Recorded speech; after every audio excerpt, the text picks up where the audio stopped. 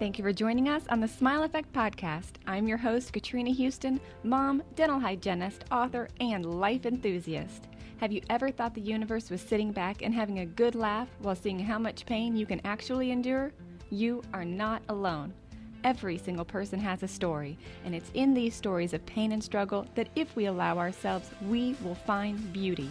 This is your life, your one and only shot to live your truth. Don't wait for someone to tell you you can. Use your story as power to break free from the past and become who you are meant to be. On this show, I will talk to people just like us, those who have struggled but fought to break free from the past so they could turn their pain into purpose.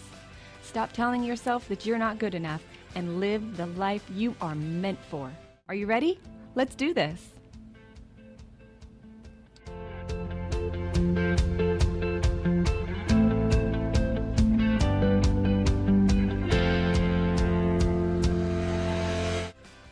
Sandra Elia is one of the world's first certified food addiction counselors with a passion for helping people overcome addictive eating, find neutrality with food, and regain their health.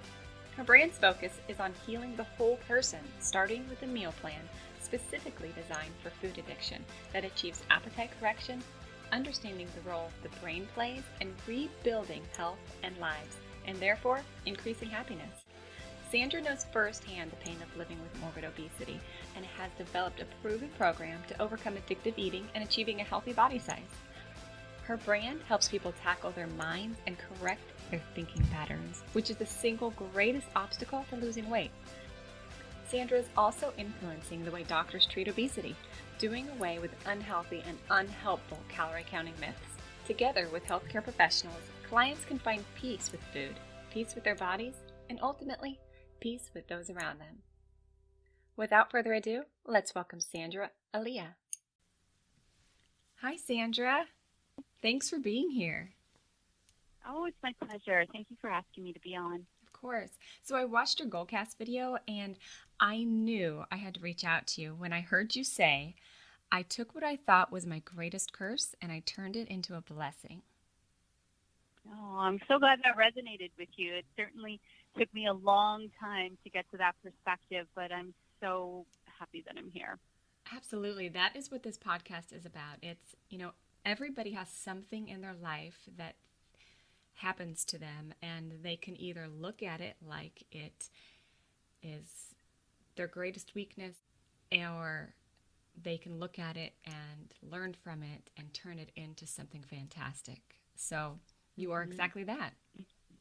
Yeah, I'm a firm believer that, any suffering that I may have experienced or hard times that I experienced in my life, as we all do, is not senseless. It's not for nothing. Like, I'm always looking back and looking for meaning so that I don't call it suffering. I call it meaning in my life, and where are the pearls of wisdom that I can harvest from those times so that they weren't for nothing. Well said. I love that. So your Goalcast video started with you saying, I wanted a strong man and a family by my side because I grew up in a chaotic environment. Mm-hmm. Did you believe that that's how you would find your happiness? I guess like all little girls, I grew up in a home that was chaotic and violent, and there was a lot of mental illness, and my mother suffered from bipolar disorder and from morbid obesity driven by food addiction. So my mom was not emotionally available to me, and that meant that, I was very much neglected as a child. No one really made sure if I had breakfast before I left for school. No one made sure that I was bathed or wearing clean clothes or anything like that. And so it's so interesting to me because I have an 8-year-old daughter now, and I really didn't understand that I was neglected until I had my own child, and I had my own routines of bath time with my daughter and story time and all that connection that I experienced with her and continue to experience with her. And I went, whoa, wait a minute. Nobody did that with me. And so, not having a mother that was emotionally available and having a father that made me feel unsafe and there was violence in the home. Yeah, I just wanted my safe, secure home. I wanted, the Hallmark card with the husband by your side and the baby in the carriage and, beautiful home at Christmas. And that's something that I always had wanted and thought that could make me happy. And also something that has pretty much eluded me my whole life. I say that laughing. It's probably the next big nut for me to crack and hopefully help the world with. Yeah, it's funny how the thing that we feel like we want so much, it can actually subconsciously scare us into not ever letting it happen. Yeah, that's true. I mean, I can really, that's a very powerful statement because I can identify with wanting something so much and then thinking, well, what if I get it and then I lose it? The pain of losing it is too great. So maybe it's better I never have it. So some really not clear thinking. You know, it's so important to talk about these things and air them out because when they're left in the recesses of our minds, they make perfect sense. And then when you say them into the world, we go, wow. We take a look at those words and we go, well, that makes no sense when Absolutely. I share it. But in my head, it makes sense. Let's talk about your marriage for a minute. I know that on the Goldcast video, you talked about your husband, the moment that you both locked eyes and you were like, no, no, no, no, no, this is not going to be my reality. Did you live with that reality for a while, or was at that very moment, did you know, okay, he has something inside of him and I'm leaving now before it comes out? Yeah, so it was actually my fiance. I just want to make it clear because we weren't married, but I was married in my 20s, but this was my fiance. And yeah, I had made that decision in that moment. And then I second guessed myself. I thought, you know what, my daughter's first Christmas is coming up. And how can I leave her father before Christmas? You know, I need to somehow give her some sort of magical Christmas because, you know, she was 8 months old and she was going to remember it for the rest of her life. Again, these things that you decide in your mind that make no sense. And we did hang on past Christmas, and we split up when she was 10 months old. And this incident probably happened when she was about 4 months old. And those 6 months were probably some of the worst 6 months that I've ever experienced in a relationship. And it was one of the most dreadful Christmases of my lifetime. So, you know, me thinking that I could give my daughter a whole family at Christmas turned into just, you know, a mom who was so depressed. And I turned to food again because, you know, I identify as a food addict, and I started using food again, and I was in a full-blown relapse. And I was, in fact, emotionally unavailable for my daughter because I was in so much pain. And there I was repeating history, exactly what my mom did with me, I was now doing with my daughter, so desperately unhappy because, you know, I fall victim to those television shows at Christmas. You know, you're supposed to be together and it's supposed to snow softly outside and you're supposed to have a beautiful tree and open presents together and somehow create some magic. But that was not meant to be. So that was a very hard lesson to learn. I now try to live by my instincts, and I try to live by what my gut is saying to me and listening to it very carefully. And I probably would have saved myself and my daughter a lot of heartache had I just left then when I decided to. What was the moment when you decided that enough is enough? I would say after the holidays. I had a really honest, open heart-to-heart with my fiancé. I just said, you know what, you're not happy, I'm not happy. Let's just figure out a way to co-parent. And he was able to admit that he was not happy. And we just, you know, approached it from a place of non-judgment and no blaming. I mean, we spent enough time fighting and blaming and pointing fingers, and now it's just over. So let's stop that. It's pointless. And let's move forward, and we could agree on loving our daughter and wanting the best life for her. And so I think that was right after the holidays. And, you know, of course, I gave him some time, maybe 6 weeks or so, to figure out where he would move. So that's probably why, you know, it happened, you know, a short time after that. And, you know, at first, the breakup was not easy, and we went through some really difficult times, and a lot of healing had to happen. But now my daughter is 8, and I'm happy to report that we have an excellent co-parenting relationship where we, for the first time ever, my gosh, I mean, I've known this person now for 12, 13 years. First time ever, we speak respectfully to each other, we honor each other, we honor our commitments, and we're working well together. That's But it wonderful was to a hear. process. Yeah, It you know doesn't what? happen overnight. Right. And imagine where you'd be today if you stayed just to keep the family Oh, together. How yeah, much it would have. pain that everybody would have gone through. Oh, exactly. I, Yeah, it would have been awful. what would you say to a woman who's in a place and all she's ever wanted was to have that happy, perfect family together? And, everybody's got issues. Some people drink too much. Sometimes people have a temper, but we still will keep our family together. What would you say to that woman who just doesn't know the right move to make, or has a feeling, but she's scared that she's going to make the wrong choice? Yeah, it's a really tough place to be, and especially when I hear women say, I'm staying together for the sake of the kids. And here's the truth about that, or at least what I believe to be true. When you stay in a marriage that is dysfunctional, maybe abusive, unhappy, what you're teaching your children who are watching you carefully, children never do what we say, they're just watching us. You're teaching your children, when you're unhappy and miserable, you stay. When someone is abusive to you, you stay. When life is just beyond unhappiness and you live in it every single day, you stay. That's what you're teaching them. So you as a parent, I as a parent, need to show and be an example of the life I want my daughter to live. So I want my daughter to grow up and have a life where she loves herself, she cares for herself, she lets people in who treat her well, she treats people well, she brings the best of herself everywhere she goes. The only way to teach her that is to show her.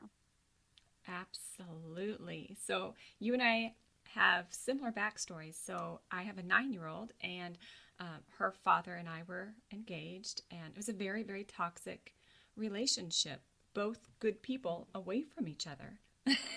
We have a Yeah. fantastic relationship now because of her. A lot of people, parents are, I don't understand why parents argue and bicker and they don't get along. It's because of the issues that they have with each other. They're not thinking about the kids as much as they say they're thinking about the kids.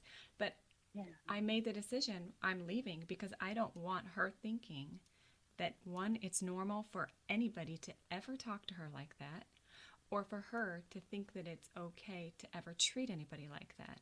And Hmm. not that he was wrong or I was wrong. It's just people don't treat each other like that. You're supposed to treat each other with love and respect and build each other up. I'm a better mom because I made that hard decision, even though every single day for probably a year I beat myself up and I cried and I thought that I was screwing her up. I know it is tough, and I also think it's important to realize that happy families come in all different scenarios and all different combinations. And so, in my full cast video, I went on to say that by surprise, my sister, unexpectedly left her husband, which was very good for her. And her and I moved in together, and her and I created this really peaceful, calm, loving, supportive home for my daughter. So, yeah, she didn't have a mom and a dad, but she had a mom and an aunt who just adored her every single day. And me and my sister would often sit at night and marvel because we had grown up in that same chaotic, violent home and think, wow, it's just so peaceful. It's such a peaceful home. My sister and I never really bickered. We didn't fight. We just got along, and we were respectful of one another. And that was modeled to my daughter. She didn't, because I left her dad when she was 10 months old. She actually had to learn through her friends that moms and dads live together. Right? So it was very interesting. Yeah. She didn't realize that, right? Her norm was you live with your aunt and your mom. And so when she saw it, was like, what? Your dad lives with you? That's kind of weird. But you know what? There's so many families that are blended now, and it really is, and it's normal. Did you have a certain moment when you knew that you were going to be okay? I would have to say I was very fortunate within a couple of weeks, all the things that I feared. So like I mentioned, my daughter was 10 months old. I was on maternity leave. And so there were a couple of things kind of worrisome that were heavy on my shoulders. How was I going to go back to work? I worked at a consulting firm, and so that would require longer hours and travel. And I was concerned about going from 2 paychecks to one, right? And, children at 10 months old, they have a lot of needs and they are very expensive. And, I just didn't know how I was going to just do it all by myself. And within, I would say, 2-3 weeks, I had, the firm that I was working for, by some miracle, called me up and said, we know you haven't been really happy here for a long time. I'd worked there for 15 years. We'd like to offer you a severance package. So the severance package was incredibly generous, and it was going to allow me to stay home for another 18 months with my daughter. So I was like, wow, okay, money's not going to be an issue, and I don't have to go back to work. That's pretty amazing. And then having my sister knock on my door literally at 1 a.m. saying she was going to leave her husband, that now meant I wasn't going to raise my daughter alone. So within weeks, all the things that were keeping me stuck had been released. It all figured it out. Because sometimes we don't want to make the jump until we know what the answer is, or as I call it, we want a guaranteed net. And if I can't see the net, then I'm not jumping. And there's a lot of boldness that comes when you jump and you don't see the net. That's really faith.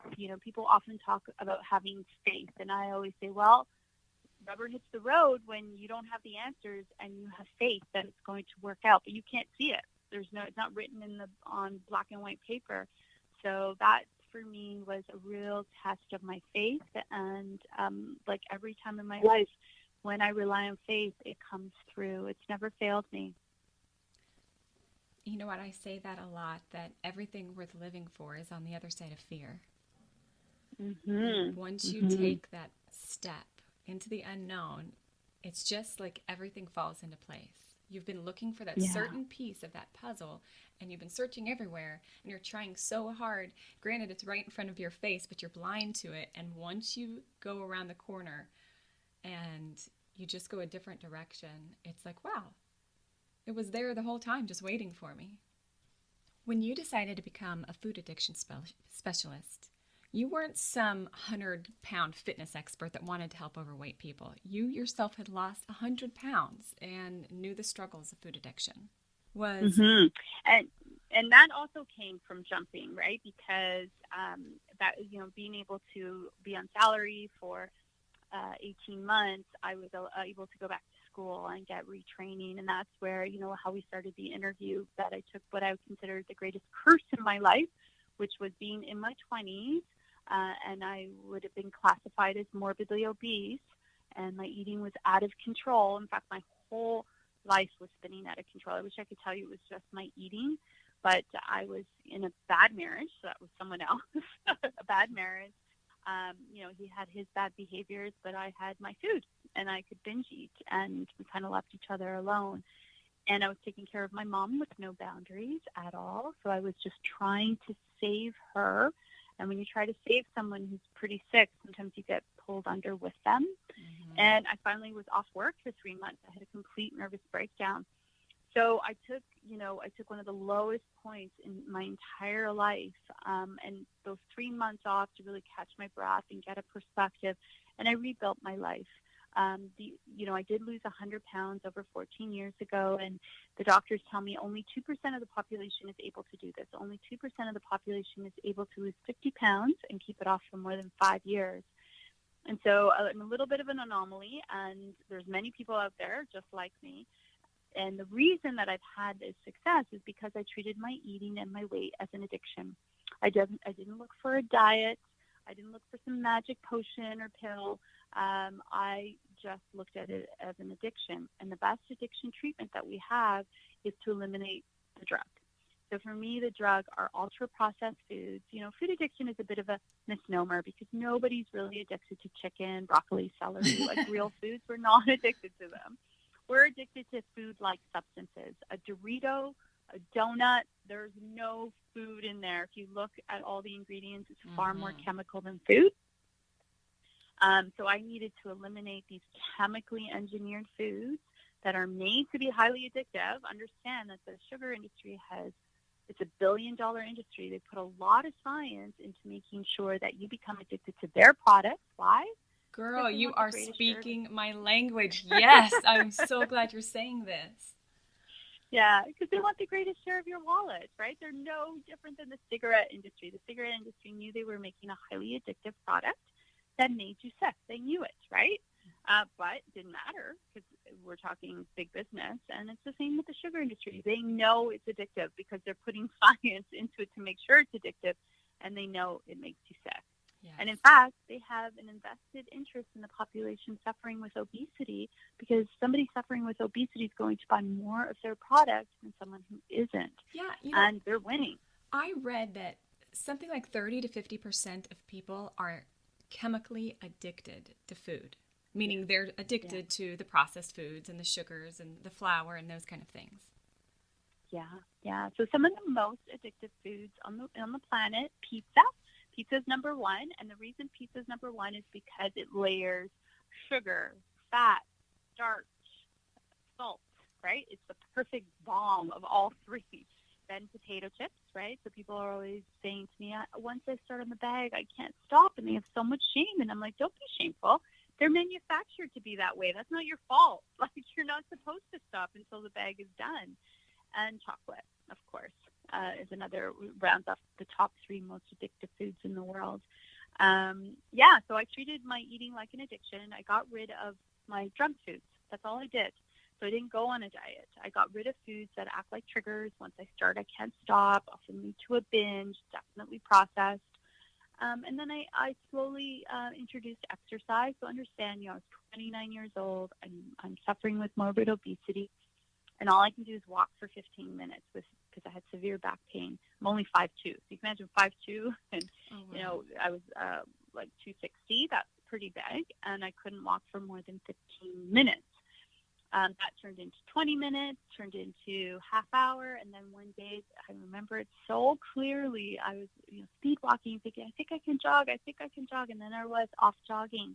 And I did my first 5K, 10K, and then a half marathon. And understand that didn't happen overnight. It's so tiring to see media portray people losing weight in a short amount of time, going half marathon in 30 days. They're unattainable. And, everybody's familiar with The Biggest Loser, the reality TV show where people go on and lose maybe 100 pounds in 6 months, 120 pounds in 6 months. Well, Harvard did a research on these participants in this reality TV show, and what they showed was they destroyed their metabolism. So now, in order for them to maintain that lower weight, they have to eat something like 1,000 calories a day, 1,200 calories a day, or they'll gain it all back, which most of them have. So it's very dangerous television out there. I took over 2 years to lose the weight. I never got on a scale again. So I always say my weight is none of my business because that number never made me happy. And so it could be more than 100. I don't know, and it doesn't matter. My business is to eat whole foods and move my body, and then wherever my body ends up, it ends up. I'm never going to be an Instagram star in the tiny bikini, but I do not want to be on my deathbed going, wow, I spent decades lamenting my body. I want to enjoy the body that I have every day. I want to love it and enjoy it because this is the only life I get, and this is the best body that I can have, and I'm going to let go of looking like an Instagram star. Girl, you sent me your picture, and I was like, holy cow, this girl is gorgeous. Oh, and thank you. Too many people, put too much value into the way they look on the outside and not nearly enough on the way that they feel about themselves on the inside and the way that they treat people. Absolutely. And some people are really fortunate that they win what I call the genetic lottery, which means that they're tall and they're thin and, their facial composition is just perfection. And they end up on the runways because they won the genetic lottery. But that doesn't mean everyone else who didn't is less than. Right. Yeah. And those people who won the genetic lottery, they could also have food addiction, right? Oh, 100%. So food addiction comes in every shape, every size. I've worked with people in treatment centers who are a very healthy weight, and their relationship with food is out of control, and they're suffering consequences they do not want, but they can't stop. All their mental real estate is going to food, and they're in a lot of pain, even though physically they look fine. They look great. So you went through all of this pain and chaos growing up and really trying to put a lot into yourself for personal growth. And then you decided you're going to turn your pain into your purpose, and you went on to create the first residential treatment program for food addicts in Canada. Like, this is not like for Milwaukee or Ohio. This is like all of Canada, right? That's huge. Yes. Yeah, I was pretty excited about that. So I call myself a pioneer. I created also Ontario's first 8-week outpatient program that I'm super proud of. That's still very much going strong. We've had hundreds of patients go through it, a lot of people. What I get most excited about, of course, when you eliminate processed foods, people will lose weight, and that's wonderful. What I get super excited when people can start reducing some medicines. That's like, wow. Yeah. And then my heart sings when people tell me that the mind chatter with food is gone. So that mind chatter of, should I have it? Shouldn't I? Did I eat too much? Did I eat too little? Can I have more? Should I second? That constant mind chatter for them has been quieted. Then I know that they're safe, they're free, they're in the land of neutrality with food. Just returning food to its rightful purpose, just to nourish our bodies, honor our bodies, and have neutrality with food. So you enjoy it, but it's not a drive. Like, you're not using food to numb out, pain relief, to obliterate feelings, none of that.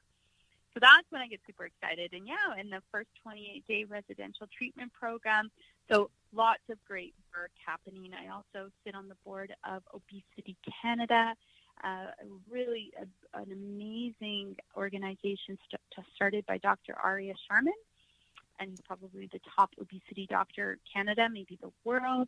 And he brought together a network of professionals so that we can start looking at obesity as a very complex problem with no easy answer. There's so many variables that go into why somebody would be suffering with obesity, and also trying to end the stigma that goes along with it and the biases, and offer people evidence-based treatment plans, because as you know, another billion-dollar industry is the diet industry, and there's tons of bad information out there. So you can imagine somebody, sitting at home, not feeling comfortable talking to their doctors because doctors can sometimes be biased, and then turning to Google for help and being overwhelmed and bombarded with so much bad information. It really is overwhelming. There's like 50 or more different words just for sugar.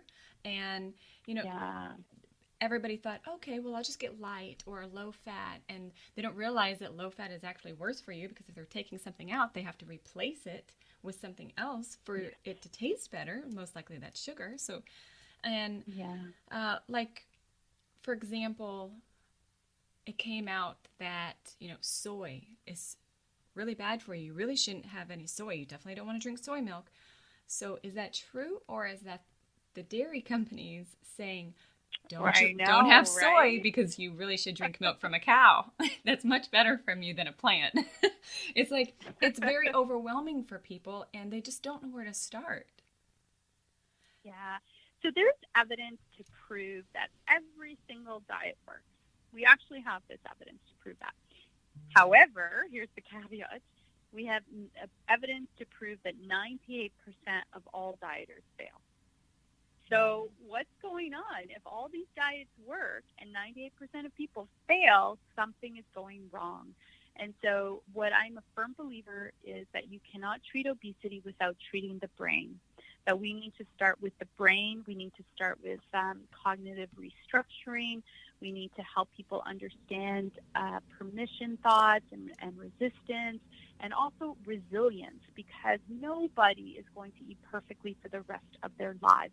We are human beings. I'm a human being, which means I don't act perfectly, speak perfectly, or eat perfectly. But what I need to do is be really resilient whenever I make a mistake, right? So if I go off the rails with my eating, how fast can I get back on track? How resilient am I? Instead of focusing on, is this food better than that food? I mean, if we keep it simple, and I love simplicity, especially with eating, if it doesn't have sugar and it doesn't have flour, then I eat it. That's it. That's how simple I keep it. And I find it really inspiring to eat that way because I get to eat everything else. All I look for is sugar, refined sugar. If it came from a tree, I'm okay with it. When I think of some of the diets out right now, like keto, and you can't have anything that grows under the ground. I'm like, really? You can't eat an onion? What's wrong with an onion? What's wrong with a sweet potato? You better watch out for that spinach. It's going to be the death of you. I know, right? It's kind of crazy. So I just keep it simple. No refined sugar, no refined flour, and then I just eat everything else. And I'm happy. I'm happy that way. Yeah, so one of my listeners, I wanted me to ask you, how does a specialist retrain a person's brain? What's the process? Yes. So once you decide that you're going to follow any regime, and I always encourage people, there's no downside to giving up refined sugar. There's no doctor that's going to sit you down and say, I'm very concerned you haven't had a cupcake in 6 months, right? There's no downside to giving up refined sugar or even refined flour, right? Nobody needs Wonder Bread. What are you left with? What is the challenge? The challenge boils down to cravings and urges. That's all you're left with, because there's a part of you that knows whole foods feel good. It's the best option for you. You feel the most vital. You have the most energy when you eat whole foods. But then what happens is you get a craving, you get an urge, and they're so overwhelming. So the cognitive restructuring happens with the awareness that you're actually having a craving. And you can look at a craving like a wave. And so a wave starts, right? And then it gains a lot of force and it peaks. And when it peaks, I always say that's the most painful. And that's usually when we give in. But if we can ride the wave out, nothing in nature is permanent, including a craving. So how do we ride that wave until it passes? I teach my clients that a craving is always a lie, always, 100%. There's never a good reason to eat refined sugar or refined flour. There isn't. There's never a good reason to have a cookie. There's never a good reason, right? And so I like to stop the thought really early on. The thought might be, oh, wouldn't it be nice? Or, you know what, you're super stressed and a chocolate bar is going to help. Or, you know what, the diet's going to start tomorrow. And if the diet's going to start tomorrow and you're going to eat salad for the rest of your life, you might as well have that pizza tonight, right? Like, these are the lies that generally people tell themselves. And so calling it that, that's a lie. And then the next step, I always say, what's happening in your brain? Try to understand. Addiction touches 4 parts of our brain. It touches our stress center.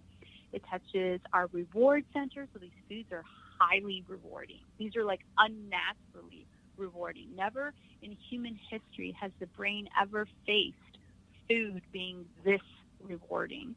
It also touches the habit center, right? So that's like, 3 o'clock, I have something sweet. I always have something sweet at 3 o'clock, whether I'm hungry or not. And then the euphoric recall center. So that could be, I'm in Naples, and the last time I was in Naples, I had the best pizza of my life, right?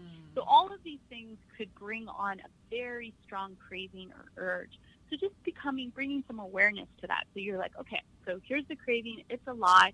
What happened? Oh, I know what happened. I got off at this subway station, and they have Cinnabon, and the aroma is filling, and my brain is going nuts because now I want that Cinnabon. And then thirdly, craving management is really anxiety management. So for a lot of people, a craving becomes, and I'm speaking from experience, a mental tug of war. So I used to be a professional dieter in my 20s. So every Monday morning, I would start on my diet, my new crazy diet. And then by 2 o'clock, I'd have my first craving, right? Didn't last very long. And the mental tug of war would begin. So one part of my brain would say, you know what? Just have one piece. Don't have the whole cookie. Have like half and you'll be fine. And the other part of my brain would say, no, if you have that cookie, you're going to finish the box. Don't do it. And the other part of my brain would be, no, it's going to be different. You're on this diet. You'll get right back on the diet. And the other part of my brain would be like, please, like your weight is killing us. You can't do this. And back and forth. And the only way I could shut that tug of war down was to eat. I would just eat it and get it over with. So understanding that craving management is that anxiety management because you're unsure of what you're going to do, you don't feel confident or calm yet. I always recommend people take 3 huge cleansing breaths. You can do that anywhere. Nobody needs to be aware that you're taking these huge breaths. And what that does is it really oxygenates your brain. It gives your brain a chance to make a better decision. So that's a very simple way of looking at cognitive restructuring. You realize that all you're facing is craving. That's it. And know that a craving is always a lie. Figure out what's happening in my brain. Is it because it's 3 o'clock and I always have something sweet at 3 o'clock? And then thirdly, adding those really deep cleansing breaths so that you can make a better decision.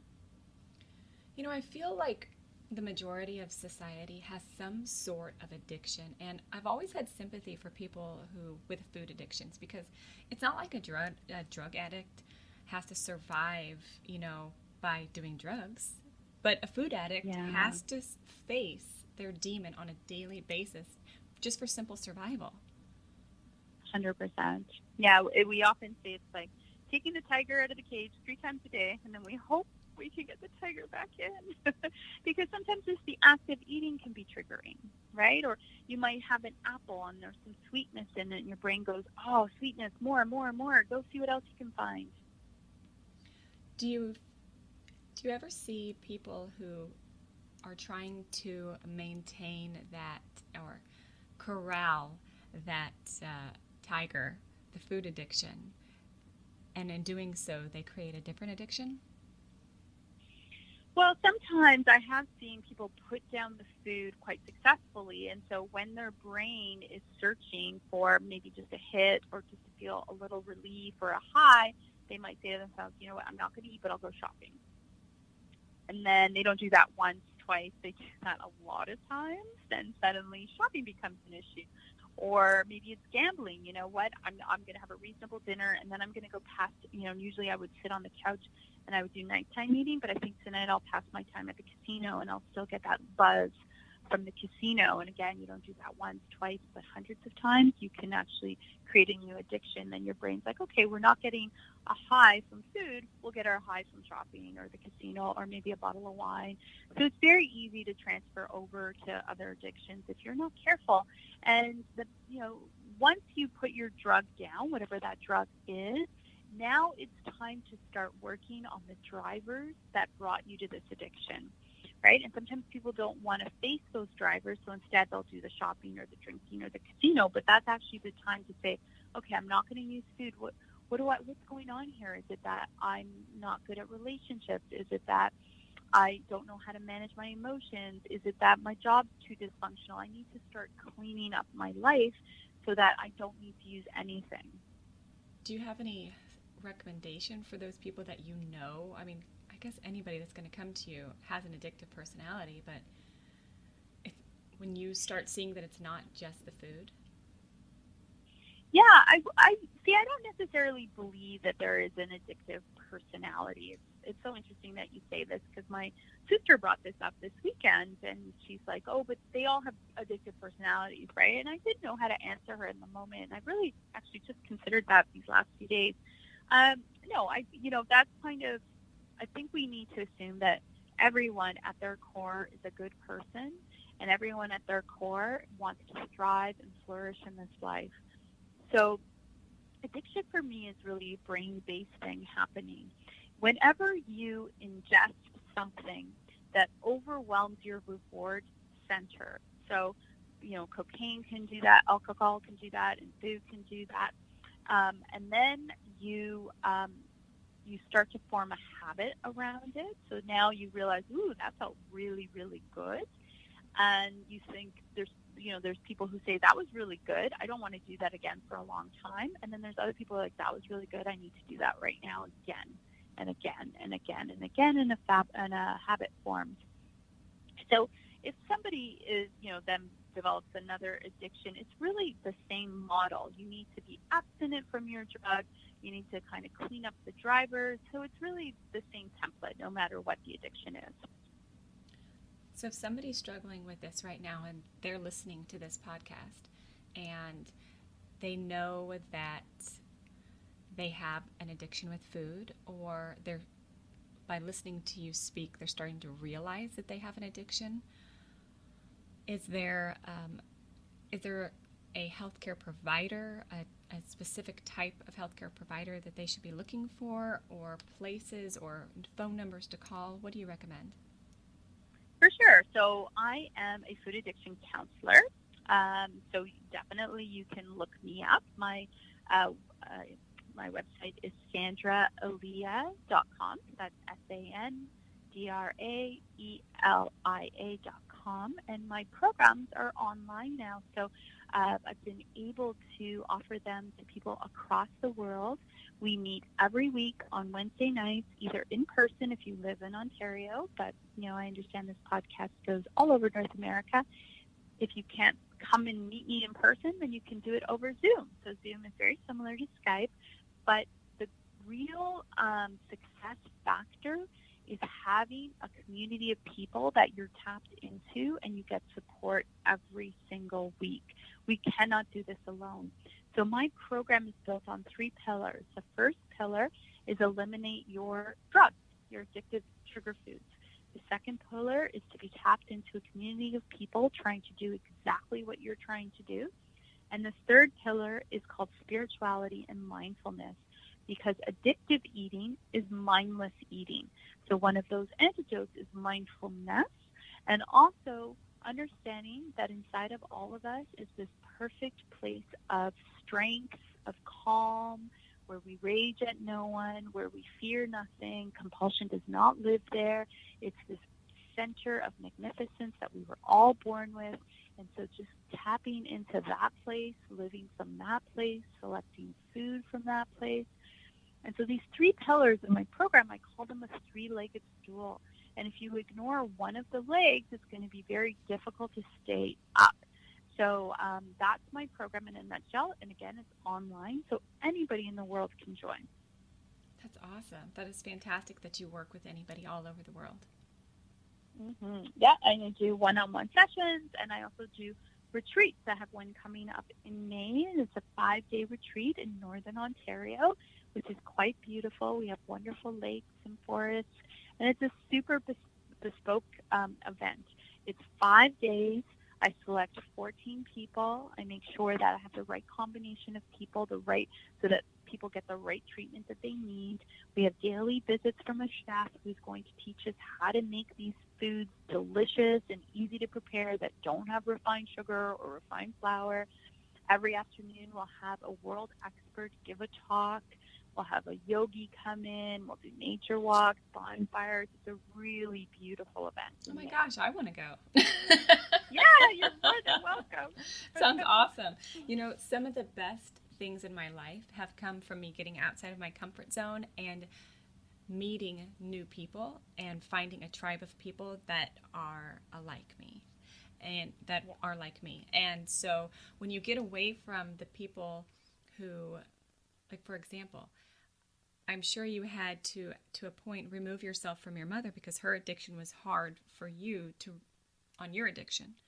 And so when you have like-minded people that you're surrounding yourself with, you're more successful. For sure. And I had many therapists tell me that I should probably cut my mother out of my life. I chose not to go down that route simply because some of my core values is to be a good family member, a good daughter, a good sister. So what I did with my mom was I created boundaries.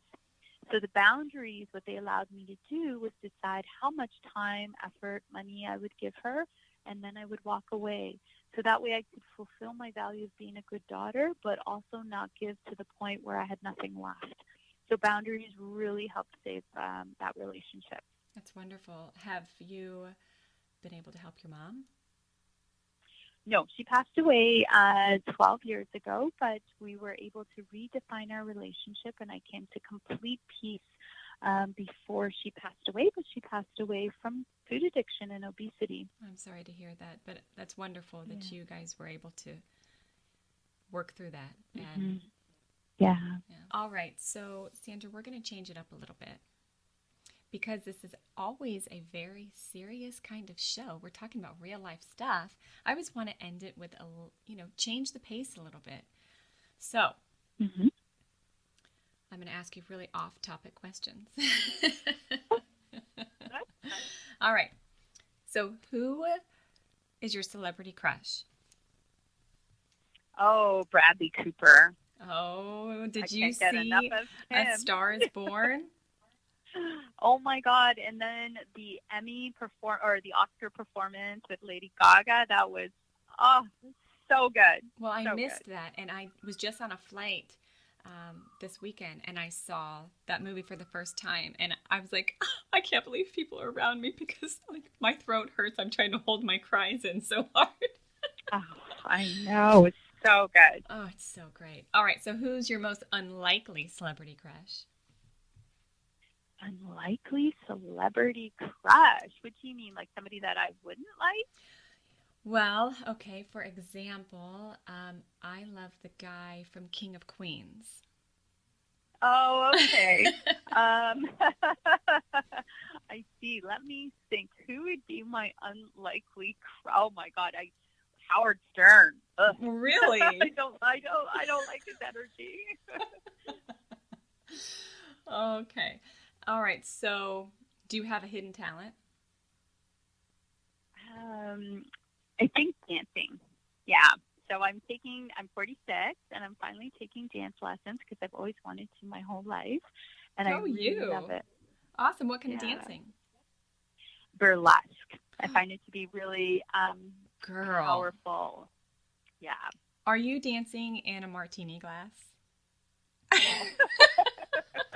I'm dancing in a studio with private lessons where That's nobody can watch awesome. me. Okay, so are you guys never going to perform? This is just for the class.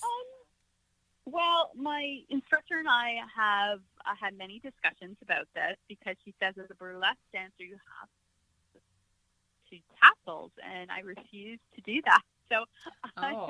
we have to work something out.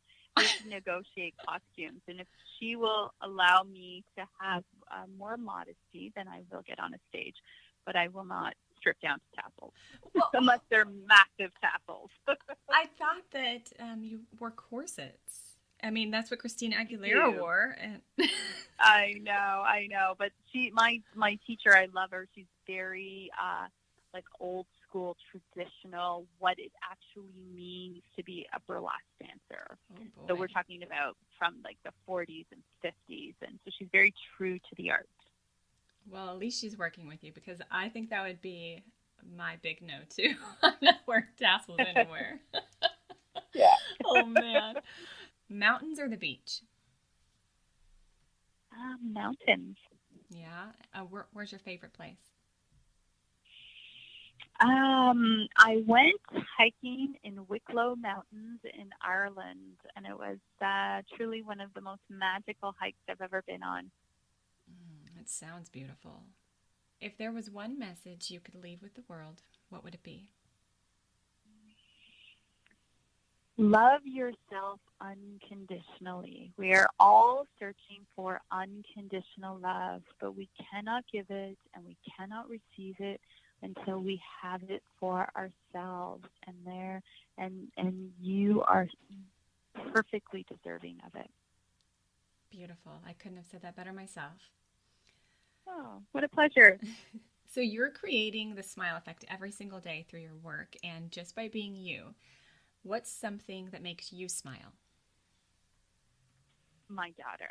She is, I always say my daughter is proof that dreams come true. I had her later in life. I had her when I was 38 years old, and I always say God blessed me with Sophia, and I will be grateful for the rest of my days. Oh, they are such just a blessing, aren't they? They can be such saviors in their own way. I tell my girls all the time that they saved me from myself. Yeah, and teachers of unconditional love both ways. Like she just loves me so Yes. unconditionally, and I've never experienced that before in my life. And of course, my love for her is so pure and unconditional. Like there's nothing that she could ever do that would change the way I feel about her. Yeah, it's beautiful. All right, so what do you have planned for 2019? I know that you've got the retreat coming up, but what else are you doing? I'm going to be writing my book finally, so I'm super excited about that. I'm just in the planning stages right now, but I've been for a couple of years. People meet me and say, "What's the name of your book?" So, have you written your book? Where can I find your book? And there is no book. So I feel like it was the universe's little nudge, like it's time, it's time, it's time, and the stars have aligned, and so that is what I would like to have done before the year is out. That's awesome. And do you have a name for it yet, or is that still to come? Still to come, but it'll definitely be about my personal journey and addictive eating, destructive eating, something along those lines. Awesome. Well, Sandra, thank you for being true to yourself and not being afraid of how people would respond to your honesty. I'm sure it hasn't been an easy road, but nothing worth living for is easy, so it's worth it. And you're not only healing yourself, but helping countless people from their own inner demons. So thank you so much for being so open and being here. My pleasure. Thank you. Oh, well, that was definitely eye-opening. Food addiction comes in different shapes and sizes, and like Sandra said, 98% of people fail on diets. If diets work, there's proof that diets work. But the problem is that our addiction is to food-like substances. So for those delicious chips and that pizza and chocolate, they cause addiction. There's chemicals in them to make us addicted to them. If you have a food addiction, it's not something that's going to be cured overnight. It's one day at a time, and you'll have good days and you'll have bad days. It's not a reality show. It's going to take time. If you are surrounded by people who have similar addictions to you as you do, they're going to be afraid that you're going to change too much. Or that if you lose the weight, you're not going to love them anymore. They may be afraid that they won't know who you are if you're able to have the strength to overcome something like this. Stop spending your life being controlled by your addiction. And stop feeling like you don't deserve to be better or to feel better. And stop feeling like you need to look a certain way. Focus on being happy, healthy, and the best version of you possible. Life is too short, you guys. Find a tribe of people. Reach out to Sandra. Maybe try to attend her retreat. That sounds awesome. Don't be embarrassed to reach out to people. So many people suffer from addiction in one way or another. It could be drugs, or alcohol, smoking. People are addicted to exercise, gambling. There's all sorts of different addictions out there. You are not any less than because it's food. Find your people. There are people who can help you. I know it seems overwhelming and you're not sure where to start, but the only thing you have to do is start. Take one step, because that step will lead to another, and then another, and before you know it, your life will be changed, but it will not start until you take that step. Believe in yourself. You can do this, and other people can help you. There are other people who have been through this, just like Sandra, and who are willing to help you through it. And in the meantime, let's do our part in creating the smile effect.